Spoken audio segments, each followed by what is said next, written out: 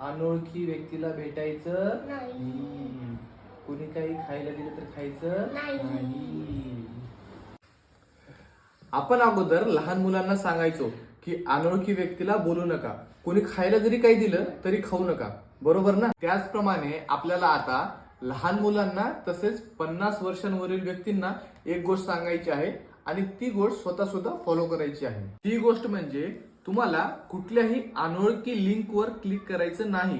तसेच कुठलाही अनोळखी व्यक्ती जर तुम्हाला कॉल किंवा मेसेजवर इन्व्हेस्टमेंट किंवा पैशांच्या संदर्भात जर बोलत असेल तर त्याला रिस्पॉन्स करायची गरज नाही. कारण तुम्हालाही माहिती आहे सध्या सायबर अटॅक खूप मोठ्या प्रमाणात वाढलेले आहेत.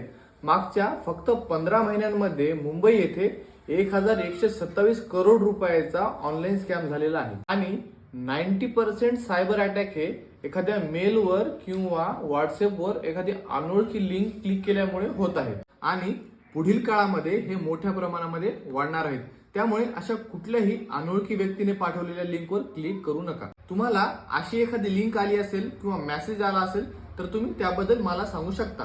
तसेच अटॅकर्स जे आहेत ते लहान मुलांना तसेच 50 वर्षांवरील व्यक्तींना जास्त टार्गेट करत आहेत.